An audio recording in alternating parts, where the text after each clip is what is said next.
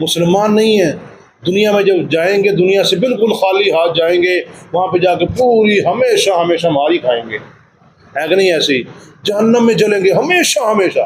تھوڑا سا غور کیا کریں اس کے اوپر۔ اور دوسری بات، اللہ نے ہمیں توحید کی سمجھ دی ہے، شرک کی طرف نہیں کہیں لگا دیا، بابوں کے پیچھے نہیں لگا دیا۔ یہ کتنی اللہ کی بڑی نعمت ہے۔ اما بعد فاعوذ باللہ من الشیطان الرجیم، بسم اللہ الرحمن الرحیم۔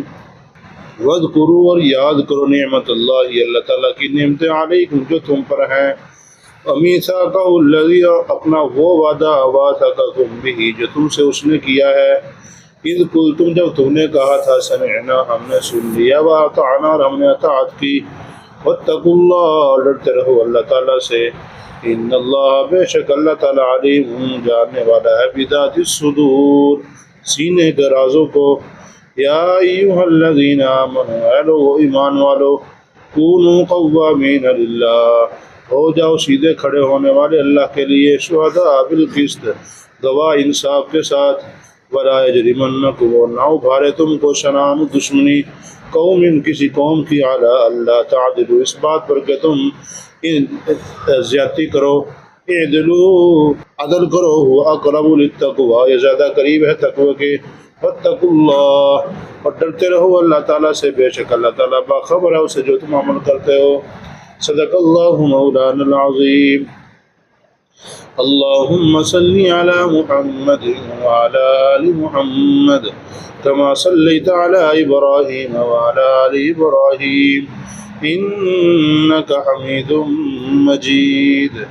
اللہم بارک علی محمد وعلی آل محمد کما بارکت علی ابراہیم وعلی آل ابراہیم انک حمید مجید۔ وَإِن كُنتُم مرضى اگر تم مریض ہو، او علی سفر یا پھر سفر کے اوپر کہیں گئے ہوئے، او جاء احد منکم من الغائط یا تم میں سے کوئی ایک پیشاب پخانہ وغیرہ کر کے آ جائے، او لامستم النساء یا کسی عورت کے پاس یعنی اپنی عورت کے پاس چلا گیا، فلم تجدوا ماء وہ پانی نہیں پا رہا ہے۔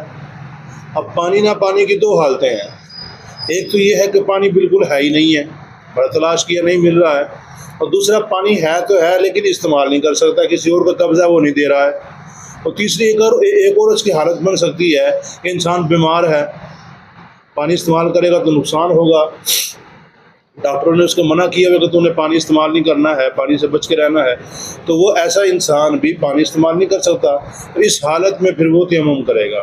تو فتیمموا صعیدا طیبا، وہ تیمم کرے گا پاکیزہ مٹی سے، اور پاکیزہ مٹی کا مطلب جہاں پہ گندگی وغیرہ نہ ہو، پاک صاف ستھری مٹی ہو، تو اس سے انسان تیمم کر سکتا ہے۔ تیمم کا طریقہ کار کا بتا دیا، فامسحوا بوجوہکم وایدیکم منہ، یعنی اس کے ساتھ مسح کرنا ہے منہ کا اور اپنے ہاتھوں کا، یعنی ایک دفعہ دو ضربیں لگانی ہے، ایک ضرب لگانے کے ساتھ یعنی ہاتھ ایسے نیچے لگائے، اگر مٹی وغیرہ لگے تو اس کو ایسے جھاڑ کے پہلے تو چہرے کے اوپر ملا جائے، دونوں ہاتھوں کو چہرے کے اوپر ملے، اور چہرے کے اوپر کوئی بھی جگہ خالی نہ رہے جہاں پہ ہاتھ نہ ملا ہوا ہو، سمجھا گی نا؟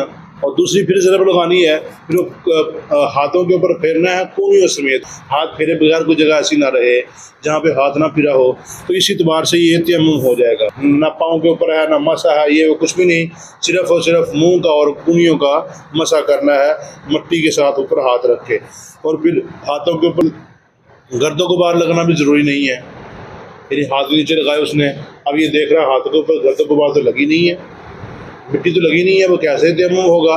تو مٹی لگنا کوئی ضروری نہیں ہے۔ تو آگے فرمایا ما یرید اللہ، یہ جو سارا کچھ اللہ فرما رہے ہیں کہ پانی ہو تو ایسے کرو، نہ پانی ہو تو پھر ایسے کر لو، مقصد کیا ہے؟ ما یرید اللہ، نہیں چاہتے اللہ تعالیٰ، لیجعل علیکم کہ بنا دے تمہارے اوپر من حرج، کوئی حرج کوئی تنگی پیدا کر دیں، مطلب کہہ دیں کہ صرف پانی سے ہی وضو کرنا نہیں ملتا اس کو تلاش کرو، یہ حرج تھا۔ یہ کیا تھا؟ حرج تھا، مشکل تھی، اس میں بڑا مشکل، کئی ایسے علاقے جہاں پانی بڑی بڑی دور سے لانا پڑتا ہے، تو پانی لینے جانے کے چکر میں نماز کا وقت گزر جائے، تو مطلب یہ ہے کہ رب العالمین نے انسانوں کے اوپر حرج لازم نہیں کیا، تنگی لازم نہیں کی ہے، مطلب کیا تھا کہ تنگی نہ ہو، پانی نہیں ہے تو پھر تیمم کر لو، مسئلہ ہی نہیں ہے، نماز ضرور پڑھو، کیا کرو؟ نماز ضرور پڑھو، نماز نہیں چھوڑنی ہے، نماز کا وقت ہو گیا، پانی نہیں ہے تو تیمم کر کے نماز پڑھ لو، بس اللہ قبول فرما لے گا. وَلَٰكِن يُرِيدُ لِيُطَهِّرَكُمْ، لیکن اللہ پاک تمہیں پاک کرنا چاہتا ہے. یعنی اگر پانی نہیں مل رہا تیمم کر کے پاک ہو جائے، مطلب پاک کروانا اللہ تعالیٰ کا مقصد ہے تو کہ تم پاک رہو. وَلِيُتِمَّ نِعْمَتَهُ عَلَيْكُمْ، تاکہ تمہارے اوپر میری نعمت مکمل ہو جائے. جب انسان پاک ہوگا، اللہ تعالیٰ کے احکامات کے اوپر عمل کرے گا تو اللہ کی نعمت مکمل ہوگی. اگر انسان پاک ہی نہ ہوگا، نماز نہیں پڑھے گا، تو نماز نہیں پڑھے گا تو اللہ کی نعمت کیسے مکمل کر سکتا ہے؟ لہذا اللہ کی نعمت مکمل ہونے کے لیے ضروری ہے کہ انسان اللہ تعالیٰ کے احکامات کے اوپر عمل کرے. لعلکم تشکرون، تاکہ تم شکر گزار بندے بن جاؤ. یعنی جب انسان اللہ تعالیٰ کے حقوق کو ادا کرتا ہے نا، تو یہ انسان اللہ تعالیٰ کا شکریہ ادا کرنے والا بن جاتا ہے. وَاذْكُرُوا نِعْمَتَ اللَّهِ، یاد کرو اللہ تعالیٰ کی نعمتوں کو. علیکم، جو تمہارے اوپر اللہ تعالیٰ کی نعمتیں ہیں. یعنی جو انسان کے اوپر اللہ کی نعمتیں ہیں، ان کو انسان کو ہر وقت یاد رکھنا چاہیے کہ اللہ کی میرے اوپر کتنی بڑی نعمت ہے. سب سے بڑی نعمت تو یہ ہے کہ اللہ نے ہمیں انسان بنایا ہے. بہترین سب سے بڑی نعمت یہ ہے کہ اللہ نے ہمیں کیا بنایا ہے؟ انسان بنایا. انسان بنانے کے بعد اللہ نے ہم سب کو مسلمان بنایا ہے. یہ کتنی اللہ کی بڑی نعمت ہے. آپ دیکھیں دنیا میں کتنے حسین لوگ ہیں، کتنے ذہین لوگ ہیں، پتہ نہیں کیا کچھ بنا کے کھڑا کر دیا، لیکن مسلمان نہیں ہیں. مسلمان نہیں ہیں. دنیا میں جب جائیں گے، دنیا سے بالکل خالی ہاتھ جائیں گے، وہاں پہ جا کے پوری ہمیشہ ہمیشہ ماری کھائیں گے. ہے کہ نہیں ایسی؟ جہنم میں جلیں گے ہمیشہ ہمیشہ. تھوڑا سا غور کیا کریں اس کے اوپر. اور دوسری بات، اللہ نے ہمیں توحید کی سمجھ دی ہے، شرک کی طرف نہیں کہیں لگا دیا، بابوں کے پیچھے نہیں لگا دیا. یہ کتنی اللہ کی بڑی نعمت ہے. ہر وقت انسان کو اپنے اوپر جو اللہ کی نعمتیں ہیں وہ یاد رکھ کے اللہ کا شکریہ ادا کرنا چاہیے. وَمِيثَاقَهُ الَّذِي وَاثَقَكُم بِهِ، اور اپنے اس وعدے کو بھی یاد کرو جو تم نے اللہ کے ساتھ کیا ہوا ہے. کس وقت؟ جب انسان بیعت کرتا ہے، یعنی کلمہ پڑھتا ہے، مسلمان ہوتا ہے، اس وقت انسان گویا کہ اللہ تعالیٰ سے ایک معاہدہ کرتا ہے، اے اللہ میں تیرے احکامات کے اوپر عمل کروں گا، نبی علیہ السلام کے طریقے کے مطابق عمل کروں گا. یا اللہ تو جیسے کہتا ہے میں ویسے ہی زندگی گزاروں گا. لیکن اگر پھر اپنی من مانی کی زندگی گزار رہا ہے، گویا کہ وہ اللہ کی نعمتوں کا شکریہ ادا نہیں کر رہا ہے. تو اللہ کی نعمتوں کا شکریہ کیسے ادا ہوگا؟ کہ جو بھی انسان اللہ تعالیٰ کی نعمت استعمال کر رہا ہے، اس کے اوپر اللہ کا شکریہ ادا کرنے کا طریقہ کار یہ ہے کہ وہ اللہ ہی کے لیے کرے بس.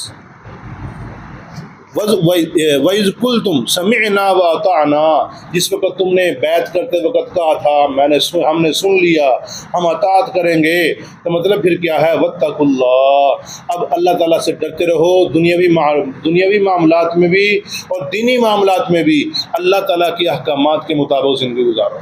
اگر اللہ تعالیٰ کے احکامات کے مطابق زندگی گزارو گے تو تمہارا یہ کرنا بڑا فائدہ مند ہے. وَاتَّقُوا اللَّهَ، اب اس کے اوپر عمل کیسے ہوگا؟ اللہ کے احکامات کے مطابق زندگی کیسے گزرے گی؟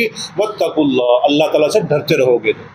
اللہ سے ڈرو گے تو سارے معاملات کرنا آسان ہوگا. اب نماز کا وقت ہو گیا، اگر اللہ تعالیٰ کا ڈر ذہن میں ہے کہ اللہ کا عذاب ہی نہ آ جائے، کہیں اللہ ناراضی نہ ہو جائے، اللہ کل قیامت کے جہنم میں نہ پھینک دے، اللہ تعالیٰ سے انسان ڈرے. جب اللہ تعالیٰ سے انسان ڈرتا ہے اس وقت عمل کرنا اس کے لیے آسان ہو جاتا ہے. ان اللہ علیم بذات الصدور، بے شک اللہ تعالیٰ سینوں کے رازوں کو بھی جانتا ہے. اللہ تعالیٰ سینوں کے رازوں کو بھی جانتا ہے. اللہ کو سب پتہ ہے کون کیا کر رہا ہے. ہر انسان کا ہر عمل نوٹ ہو رہا ہے. کوئی بھی انسان ایسا نہیں جس کا عمل نوٹ نہ ہو رہا ہو، لکھا نہ جا رہا ہو. ہر انسان کا ہر عمل نامہ اعمال میں لکھا جا رہا ہے.